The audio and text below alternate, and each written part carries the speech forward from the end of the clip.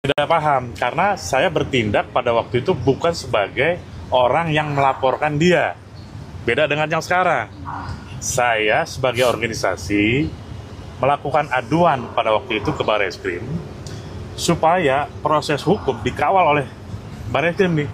Karena pada waktu itu kan ada penyitaan ya, penyitaan barang-barang yang dianggap berbahaya.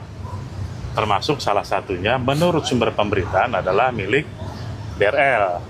Itu makanya ketika dia berbicara tentang saya melaporkan tidak dengan bukti, dengan artikel, ya memang saya tidak pernah melaporkan DRL, ya kan?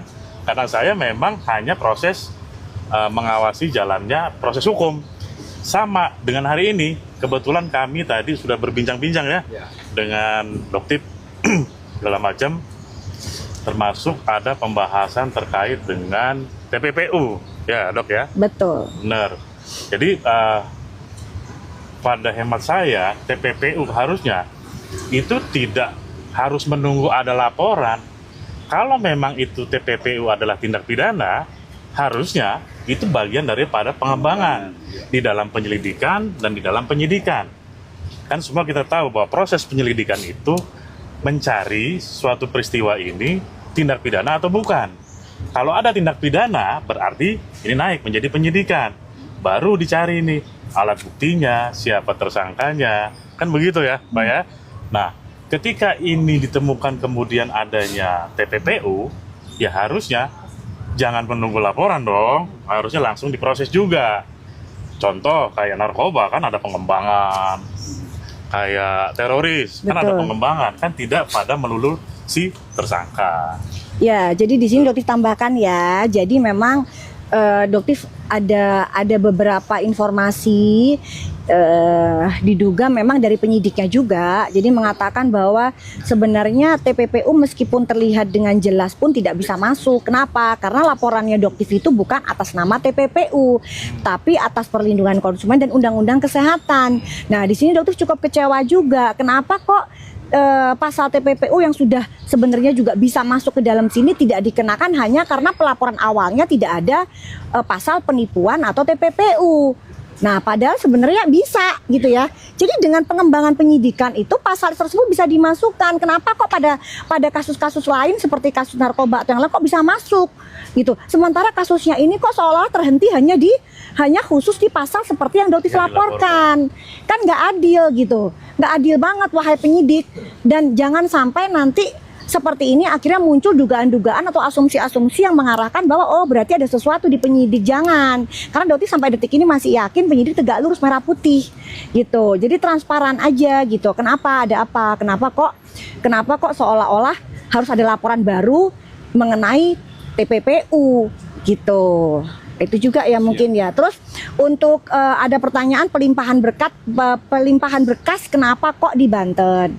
Sekali lagi untuk Fitri dan kawan-kawan, stop melakukan penyebaran kebodohan atau ketololan yang kesekian kalinya. Jika kamu mengatakan bahwa laporan terhadap DRL bukan dilakukan oleh Doktif, ya itu adalah bentuk kebodohan dan ketololan kamu.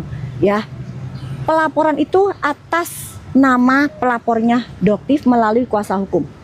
Ya, dan dilimpahkan ke Banten karena lokusnya itu rumahnya Doktif ada di Banten, ada di Tangerang, iya provinsi Banten. Jadi itulah alasannya. Jadi jangan lagi nanti ada kayak, oh kenapa kok di Banten? Berarti ada sesuatu nih Polda, nggak ada. Ya nggak ada. Makanya Doktif sampai sedetik ini masih berpikiran yakin positif Polda Metro Jaya tegak lurus, tidak ada termasuk wilayah hukum Polda Metro. Ya, termasuk dalam wilayah hukum Polda Metro. Jadi tidak ada. Ya, tapi Doktif mohon ada pengembangan penyidikan di mana buktinya sudah terang benderang kok.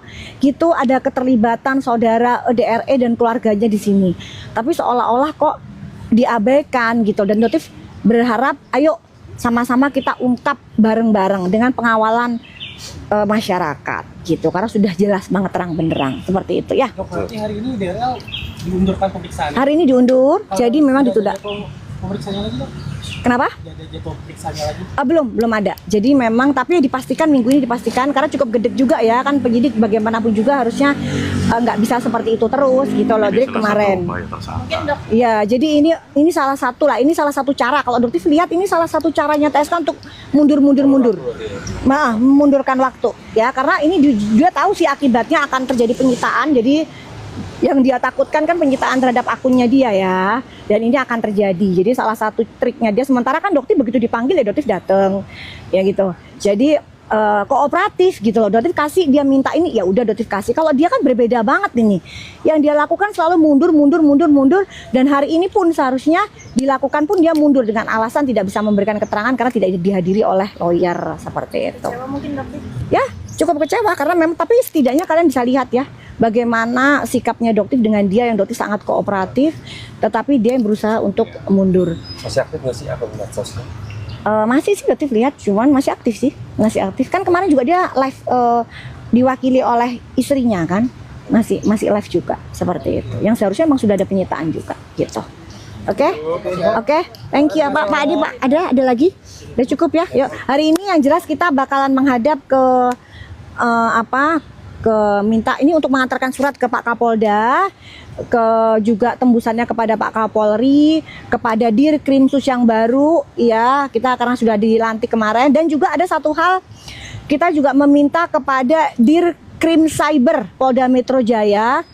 Kita juga akan mengirimkan surat. Dokter meminta untuk meminta laporan bagaimana kok laporan dokter terhadap saudara SS sampai detik ini tidak berjalan. Ya sudah sejauh apa kok terkesan kayak berhenti. Nah ini ada apa ya, dokter berharap ayolah terbuka, terus jangan ada pilih kasih gitu loh. Yuk kita sama-sama tidak ada siapapun kebal hukum sama ya, jadi jangan ada perlindungan kepada siapapun yang ada dugaan pelanggaran hukum kita. Oke.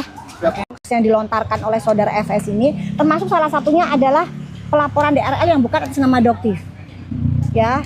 Itu jelas banget yang melaporkan adalah dokter, tapi dia melemparkan hoax bahwa itu bukan dokter. Jadi untuk FS ya alias Nepos, sudahlah berhenti ya, udah capek masyarakat Indonesia tuh nggak ada yang dengerin kamu ya, udah nggak ada yang dengerin mulutnya kamu tuh nggak ada ya. Sekarang dokter kasih panggung, kamu hadapi yang namanya penyidik, berikan bukti-bukti bahwa dokter pernah memeras owner atau yang dia katakan kalau nggak memberikan uang sejumlah nominal tertentu maka dokter akan menjelekkan produknya. Itu semua buktikan. Dan begitupun kepada si Intan ya, atau Miss Gosip juga begitu, ya kan? Betul, dia bilang bahwa dokter menjual produk yang berbahaya. Itu namanya SPKT buka 24 jam, 7 kali 24 jam, laporkan. Bahkan di sini dia ada Pak BPI juga, ya kan? Kalau misalnya dokter juga menjual produk yang berbahaya, pasti beliau juga meminta sama ya, Pak Eko ya, sama laporkan dong dokter. Jangan cuma cuap-cuap doang di medsos. Ya, jadi kepada ex napi ya Intan, ya kamu napi dari apa kasus sama ya, kasusnya sama undang-undang ITE juga. Jadi dia menganggap mungkin sudah biasa kali lakukan. Dan untuk kasus yang sama kalau kali ini dokter melaporkan Intan itu, Miss Gosip itu atas undang-undang ITE, pencemaran nama baik dan fitnah. Fitnah, betul. Jadi lebih berat ya, Bang Caca ya, lebih berat. Jadi ini ancamannya 3 tahun plus 9 bulan. Dan ini berulang. Jadi dipastikan hukumannya pasti lebih berat karena tindak pidana berulang ya. Ada pertimbangan untuk pelaku tindak pidana yang berulang ya. Jadi ya sudah, kamu laporkan aja, kamu punya bukti katanya, laporkan ke SPKT dokter menjual produk berbahaya. Ya, oke. Sip. Thank you ya. Oke guys ya. Apa? Apa? Yuk. Aduh, sebenarnya sih nggak penting banget itu orang.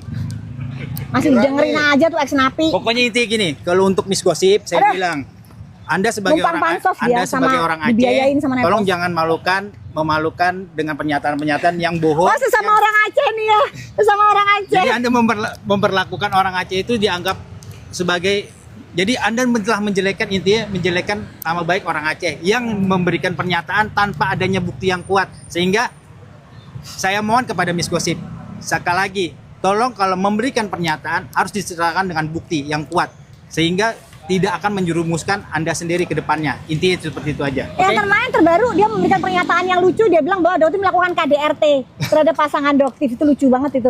KDRT tuh mana laporan KDRT-nya gitu ya. Gimana Bang Caca coba? Aduh, sampai kita semua ini orang dapat dari mana sih, orang gila itu satu. itu ya. Bisa bilang mengatakan KDRT, Doti melakukan KDRT, mukul kucing aja kita nggak pernah. Jadi gitu tolong loh. intinya kalau ingin memberikan informasi yang benar, tolong buktikan. Jangan hanya berdasarkan omongan-omongan liar sehingga Dia modalnya chat GPT, chat GPT gitu kan, modal dia Oke. modal Google searching. Itu aja. Nggak jelas ya. Udah ya. Kan katanya mau dilaporin Doktif udah. Sudah dilaporkan. Jadi mungkin minggu depan panggilan Doktif ke Polres Jakarta Selatan untuk memberikan keterangan. Ya. Apa mungkin Pencemaran nama baik dan fitnah. Karena dia bilang bahwa Doktif menjual produk yang berbahaya kan. Dan laporannya nggak cuma satu ya, ada banyak ya. Jadi pidana berulang. Dia pidana berulang. Jadi Doktif pengennya sih dia bisa dipidana setidaknya masuk penjara 4 tahun lah ya. Kan kemarin ancaman cuma hukuman. sebulan. Ya kan kemarin cuma sebulan. Ini kan ancamannya 3 tahun. 3 tahun sampai 4 Nah, tahun. kalau sepertiga berarti kan kurang lebih 4 tahun. Betul. Ya, jadi kita minta nanti kalau bisa hakimnya 4 tahun aja deh ketoknya gitu ya.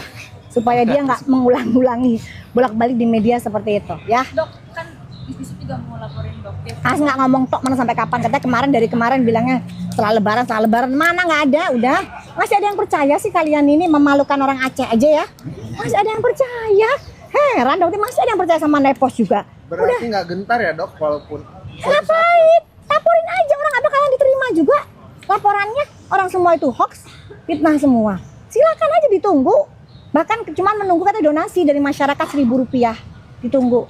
Ya jadi silakan buat kalian yang merasa mendukung Miss Gosip, tolonglah didonasiin lah, kasihan dia ya.